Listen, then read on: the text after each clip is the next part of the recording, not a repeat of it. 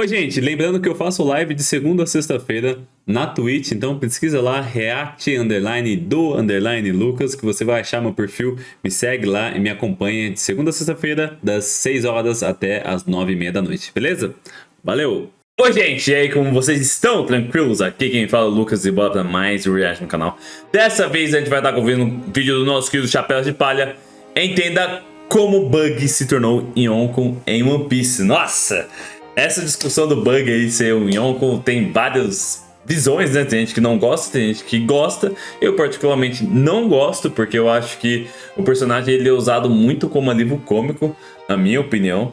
E na minha concepção, o cargo de Yonko seria sinônimo de poder, pelo menos na visão que eu tenho, pelo menos no arco que eu estou, por exemplo, eu tô no início de Holy Cake, e assim, eu tenho essa concepção de que Yonko significa poder, e assim, meu, você pode falar o que for, você pode falar, ai, God, Bug, blá blá blá.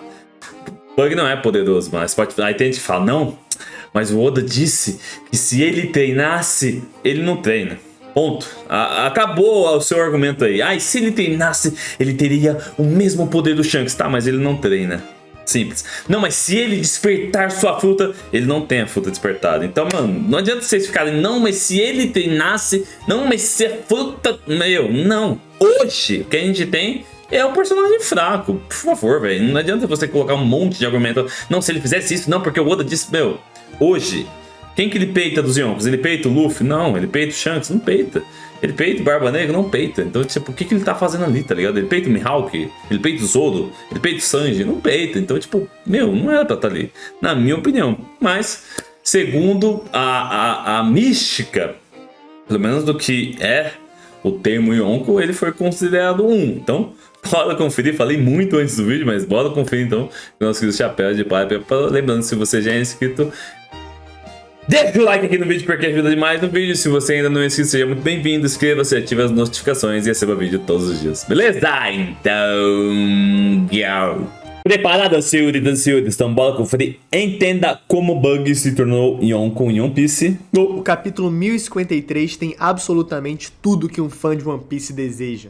Novas recompensas, um almirante destruindo comandantes de Yonkou e tendo sua figura e seus poderes revelados, um panorama histórico do mundo, descobrindo os incríveis feitos dos Chapéus de Palha, queda de 2 Yonkous, Kid e Law atingindo o triplo bilhão, Sabo sendo usado de símbolo para combatentes revolucionários ao redor do mundo, o governo mundial em polvorosa por ter perdido o controle, a descoberta da localização de mais uma arma ancestral, tudo isso culmina em uma supernova explosiva que revelou a mais incrível informação de todas. Bug, o palhaço, agora é um Yonkou. O One Piece tem um jeito interessante de introduzir seus mais incríveis personagens. Shanks é só um singelo pirata, bebendo uma taverninha esquecida no East Blue quando o conhecemos pela primeira vez. Assim como Rayleigh, que é só um aposentado pescador e envelopador de navios lá em Sabaody. O Oda não faz questão de contar certas coisas antes da hora, porque nesse mar de mistérios que navegamos,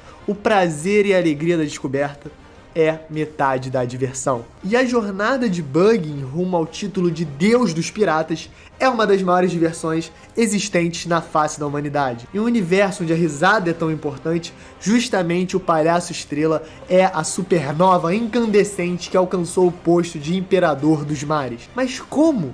Essa é a pergunta que todos estão se fazendo. Como ele conseguiu? Mas espera, certamente essa não seria a primeira vez que Bug contraria todas as expectativas e chega em alturas nunca antes imaginadas. Na verdade, ele tem feito isso por toda a sua vida.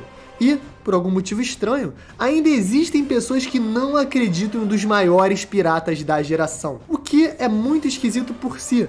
Afinal, se eu te contasse que um pirata foi aprendiz do navio do Roger com apenas 9 anos de idade, depois decidiu seguir seu próprio caminho, ter a sua própria tripulação, navegou os mares ganhando experiências, tesouros, cicatrizes e dores, chegando até o fundo do poço em uma prisão inescapável, mas sem nunca desistir. E nunca desistindo, ele liderou a maior rebelião prisional da história do mundo de One Piece, sendo condecorado com poderosos aliados e o título de Shichibukai. Mas se eu te contasse que esse pirata tão determinado não parou por aí Ele queria mais, ele queria ser maior. Você ia achar estranho?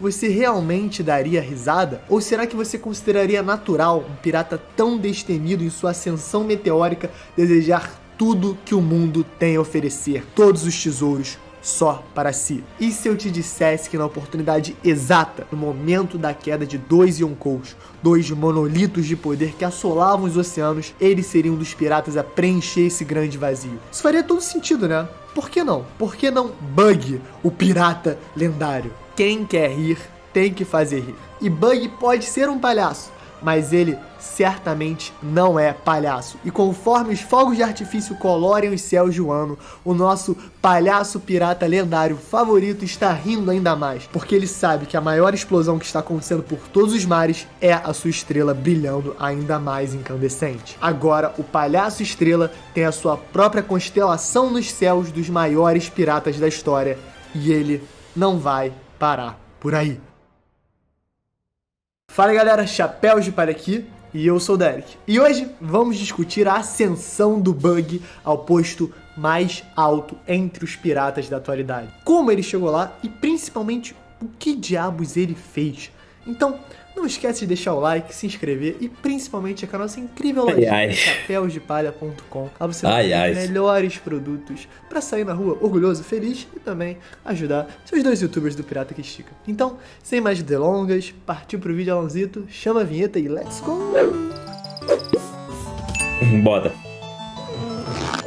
Bug, o Pierrot, fez a sua primeira aparição no capítulo 9, e precisamos comentar como esse é um grande momento da gênese do nosso mangá favorito, porque ele simplesmente representa tudo que um vilão de One Piece tem de melhor, de um jeitinho que só mesmo um vilão de One Piece pode ter. A Nami precisa pagar as dívidas dela com a vila, então ela rouba o mapa que leva até a grande rota justamente do Bug. Claro, não vai ficar nada feliz com isso. Mas o melhor de tudo é que quando um dos seus subordinados vai explicar a situação, ele acaba usando um termo em japonês que lembra muito narigão vermelho foneticamente. O suficiente pro palhaço pirar e mandar preparar o canhão. Inclusive, aparentemente, o Bug tem um fetiche por canhões, segundo a própria Nami, então isso vai ser relevante daqui a pouco, segura. No melhor estilo Darth Vader, ele enforca o seu incompetente subordinado e na hora de explodir o rapaz, ele nem olha pra explosão. Dá pra ser mais brabo do que isso?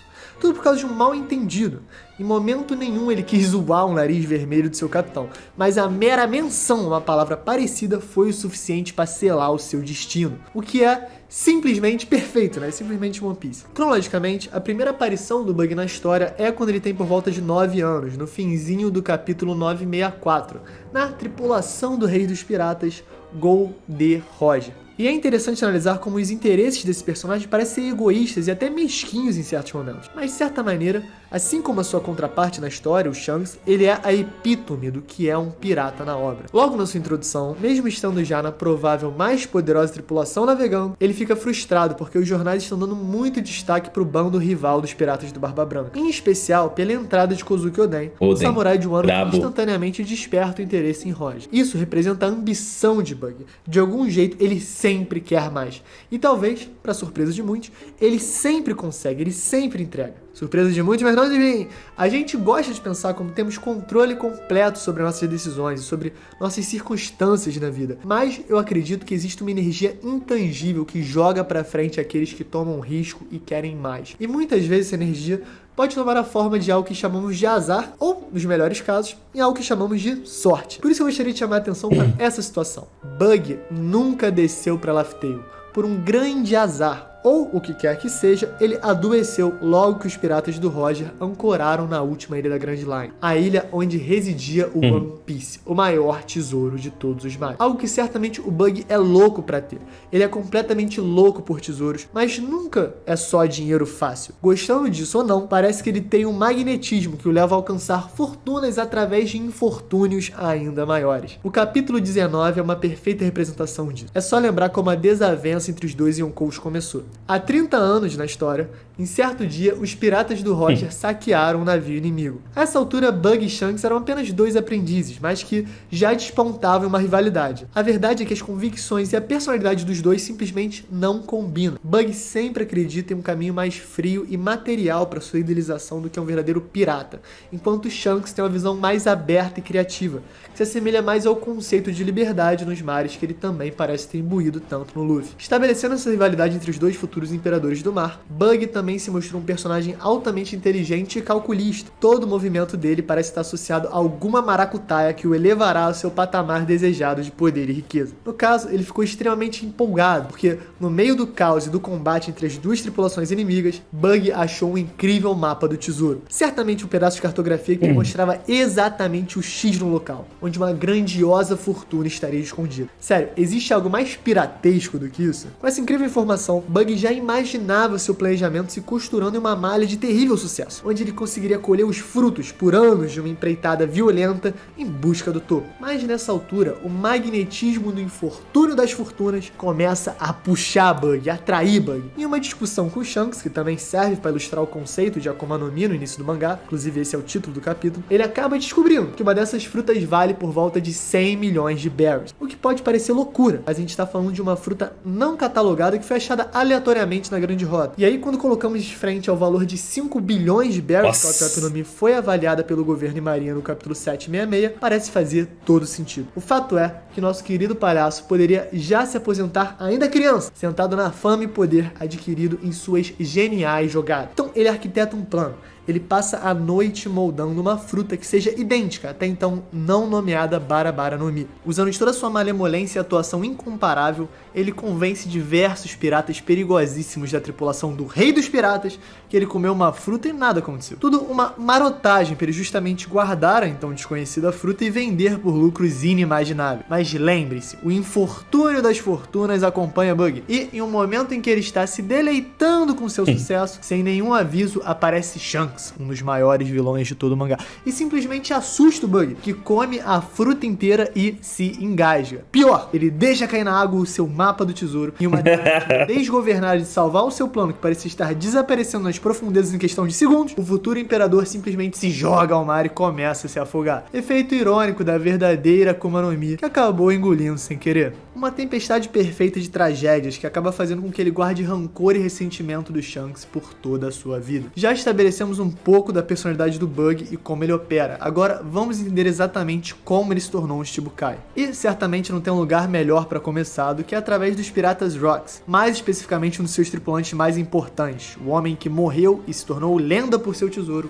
A lenda consiste basicamente na ideia que ele foi traído pelos membros do seu bando por esconder um tesouro de riqueza e proporções inimagináveis em algum lugar que apenas ele conhecia. Tanto que podemos ver que o corpo do Capitão John, que aparece em Thriller Bark, tem 4 buracos distintos no peito, que podem tanto ter sido causados por tiros ou por um objeto perfurante. Independente de como ele morreu, o fato é que ele teve um fim violento, muito provavelmente por conta de seu segredo e das pessoas com quem ele se rodeava. Dentro desse clima gostoso de desconfiança, a gente sabe que o Luffy pega um bracelete que na verdade é um marcador do lugar preciso do tesouro. Como sabemos isso? Claro que graças ao Bug e seu vasto intelecto e conhecimento pirata. É no capítulo 527 que ele adquire esse bracelete histórico. E é um momento incrível em que vemos a essência piratesca de Bug, que mesmo emocionado com a pureza do Luffy, ainda tá pronto para só passar a perna nele e seguir seu rumo. Mas é exatamente isso que acontece. Em Impel Down, justamente com todos os seus interesses escusos e pilantragens, ele acaba sendo elevado ao líder da rebelião. Não só obtendo toda a fama desse evento sísmico que abalou a marinha e o governo mundial, como também uma legião de seguidores fanáticos de extrema periculosidade. No capítulo 593 temos o emocionante reencontro entre ele e a sua tripulação original, cheia de choro e alegria. Afinal, eles estavam hiper orgulhosos de seu bravo e corajoso capitão, que havia saído em todos os jornais. Então, no capítulo 700, temos a confirmação de que Bug, o pirata lendário, se tornou um Shichibukai. Temos poucas aparições de Bug desde então, mas eu acho que isso tem um motivo específico, afinal, todas elas são de extrema relevância, o que só aumenta o mistério. Exatamente o que o Pierrot fez para que ele fosse levado ao nível Yonkou. No capítulo 803, descobrimos que ele montou um incrível negócio de mercenários, que estava indo de vento em popa, especialmente depois da queda do Flamingo como chefão. Eu já vi, já no 895, na história de capa, a gente vê os covardes, piratas gigantes do Hajirudin abandonando o grupo de Bug